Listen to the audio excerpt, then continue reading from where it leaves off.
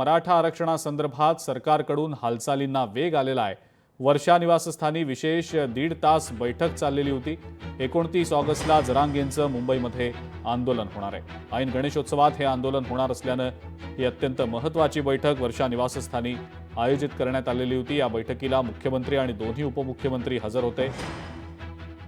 आंदोलनाआधीच सरकार एखादा विशेष निर्णय घेईल की काय अशी शक्यता सूत्रांकडून वर्तवण्यात आलेली आहे।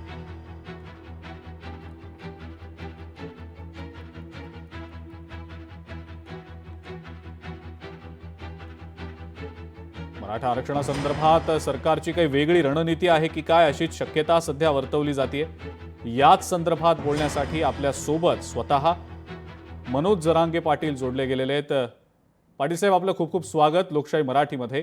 ऐन गणेशोत्सवात तुमचं आंदोलन होणार आहे 29 ऑगस्टला। तुम्ही एल्गार पुकारलेला आहे, मात्र सरकार आता हालचाल करतंय असं दिसतंय। सरकारी पातळीवर हालचाली होत असल्याचं दिसतंय। वर्षावर काल एक विशेष महत्त्वाची बैठक झाली। या बैठकीमध्ये काही विशेष रणनीती ठरवली गेली आहे की काय असं बोललं जातंय? काय नेमकी आपली या सगळ्या संदर्भातली प्रतिक्रिया आहे?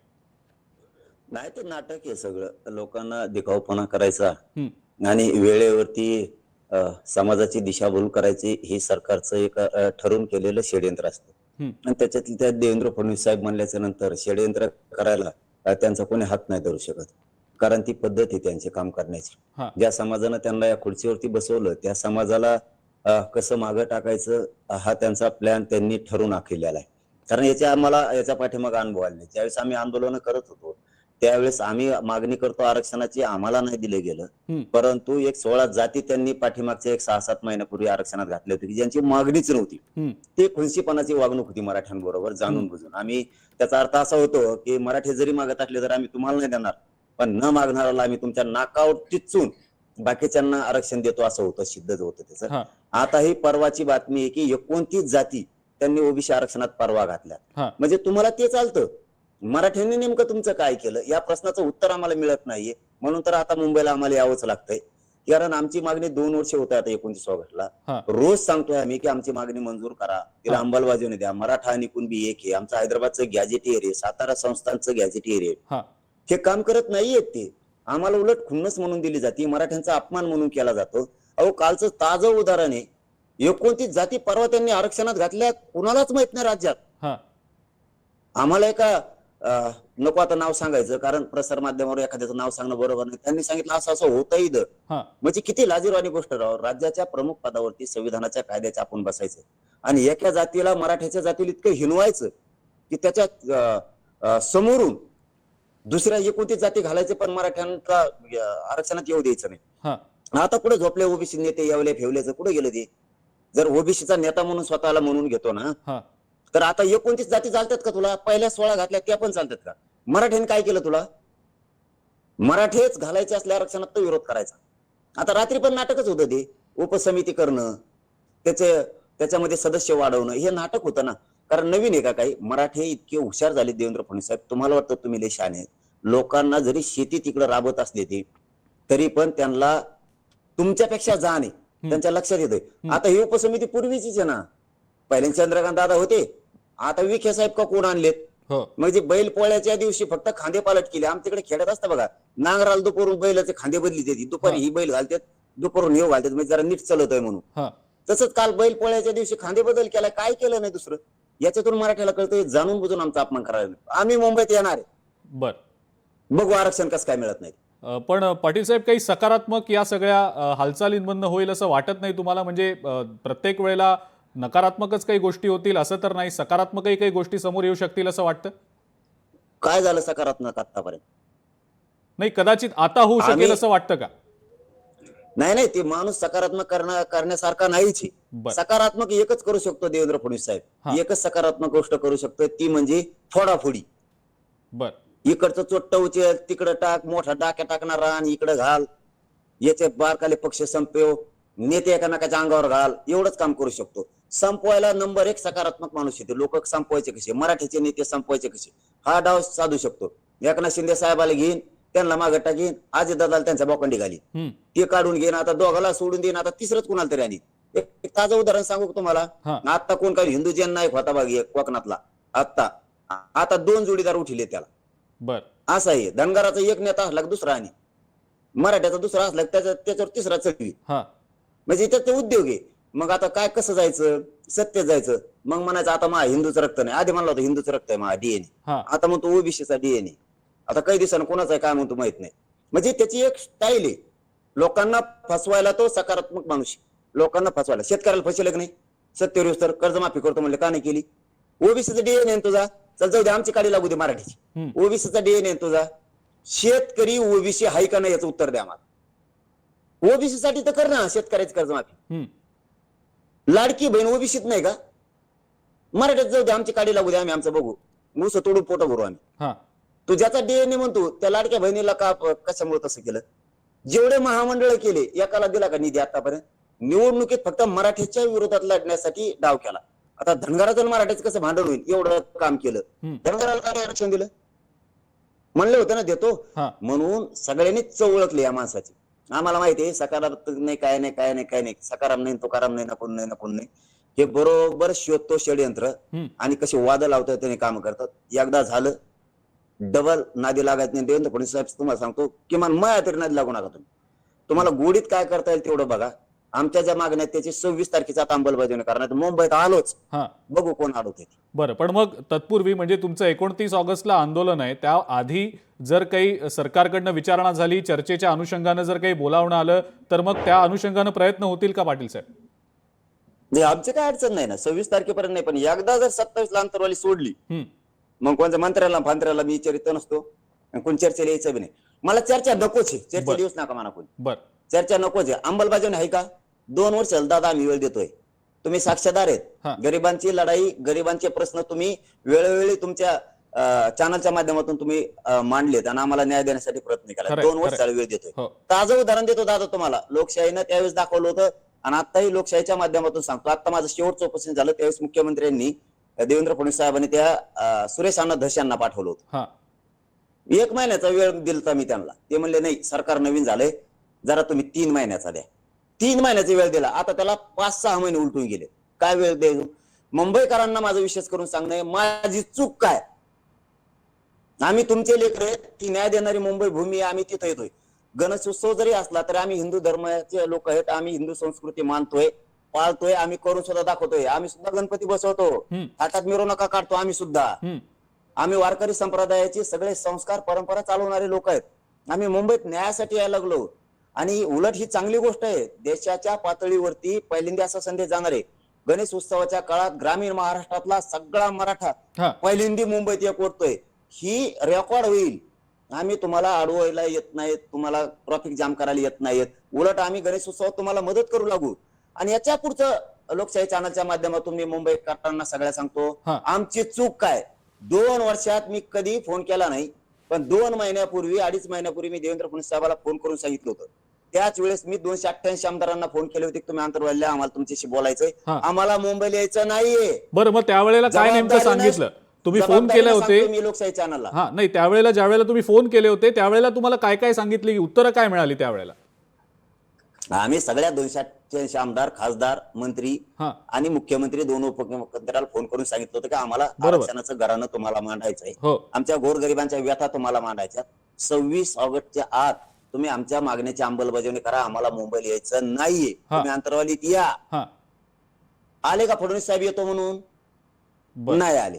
मुंबईकरांना चूक काय आमची? मग आता आडबुट कोण, सरकार की मराठी? तुम्हीच ठरवा. आमची काय चूक? आम्ही वेळोवेळी वेळ दिला, त्यांच्या धसांनाला दिला, त्याच्यानंतर आम्ही स्वतः फोन केले. आम्हाला मुंबईत यायचं नाहीये, आम्ही आडमुठे नाहीयेत, आम्हाला आरक्षण पाहिजे.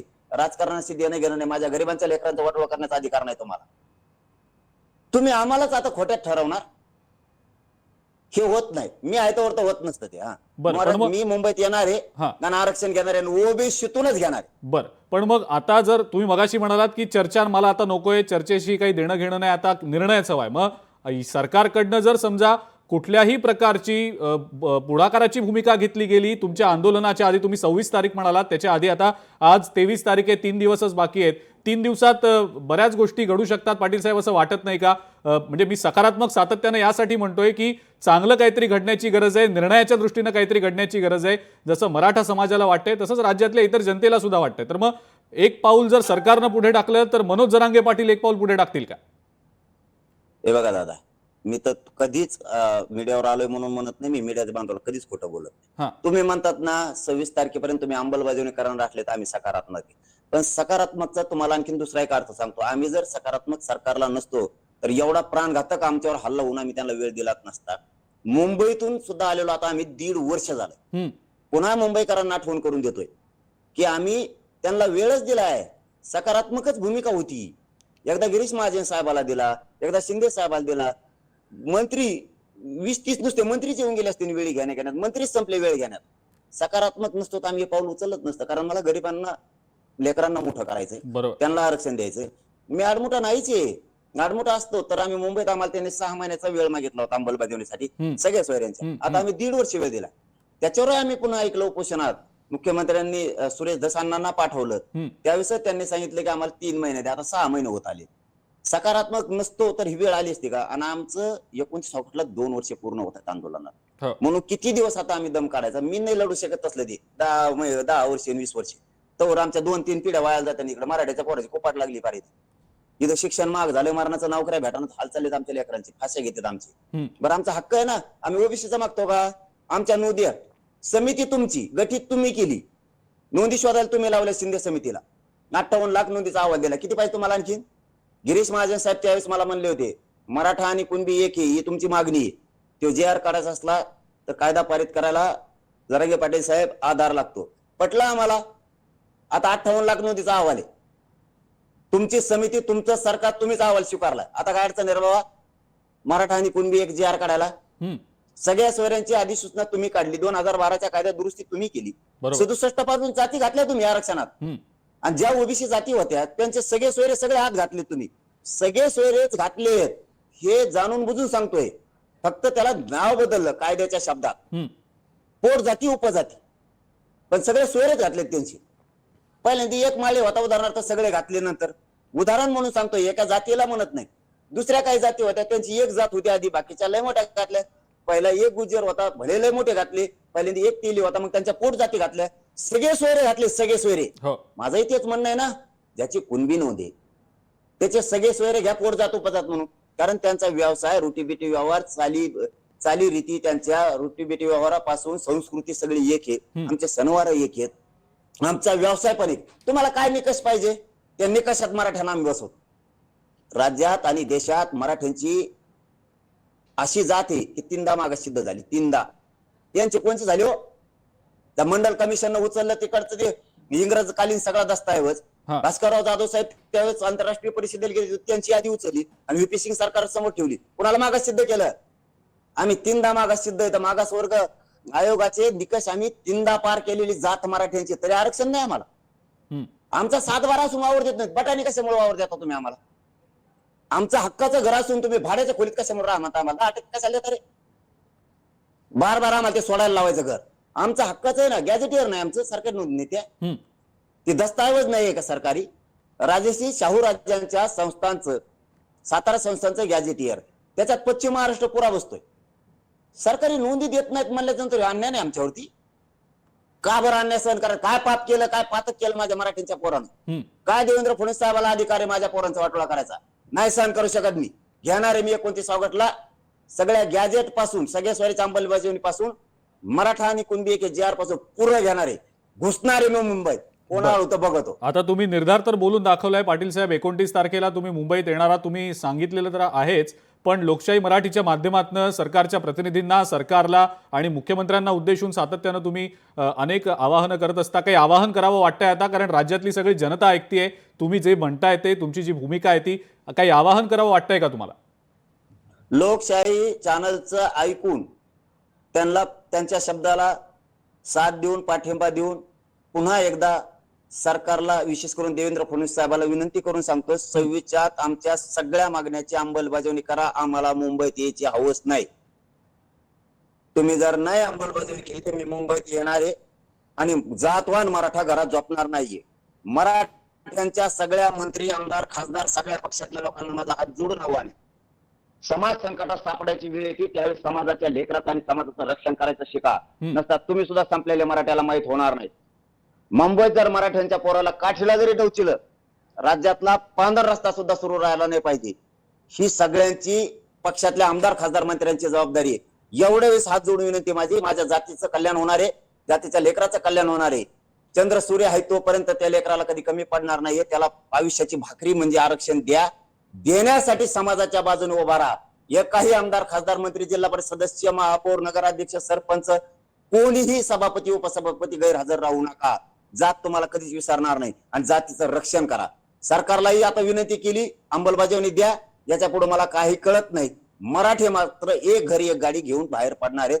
जातवान अस्सल खानदानी मराठा घरात झोपू शकत नाही. जो घरात झोपल तो लकरा बाळाच्या शाप शिवाय खाणार आहे. आणि या आता अशी वेळ आली की भूतल भविष्य असा विषय, मराठ्यांनी घरात बसून लढाई करायची नाही. प्रत्यक्ष सगळ्यांनी मुंबईला यायचंय, स्वतः हजर राहायचंय. जातीला स्वाभिमान वाटला पाहिजे तुमचा की तुम्ही प्रत्यक्ष तिथे हजर होतात, तुम्ही या लढ्यात सहभागी होतात, तुम्ही साक्षीदार आहेत.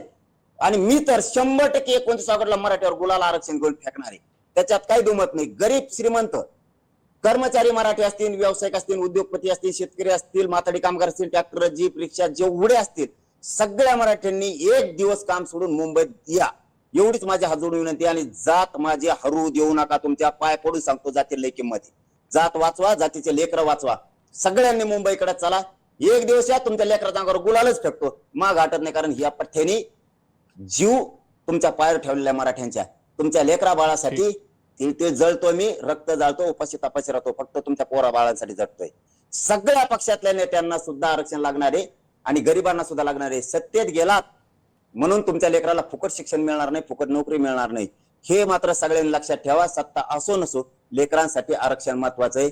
हात जोडून विनंती आहे. मुंगीला सुद्धा घुसता नाही आलं पाहिजे. त्या ताकदीनं मुंबईत घुसायच्या वेळी चारही बाजूनं मुंबईत करोडो मराठा आला पाहिजे. मराठा हरू द्यायचा नाही. ही मराठ्यांना माझं हात जोडून आवडे.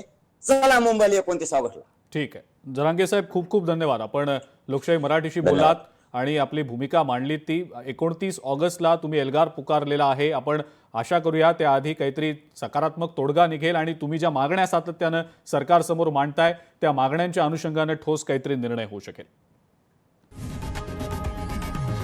लोकशाही मराठी ऐका, पहा, जागरूक रहा.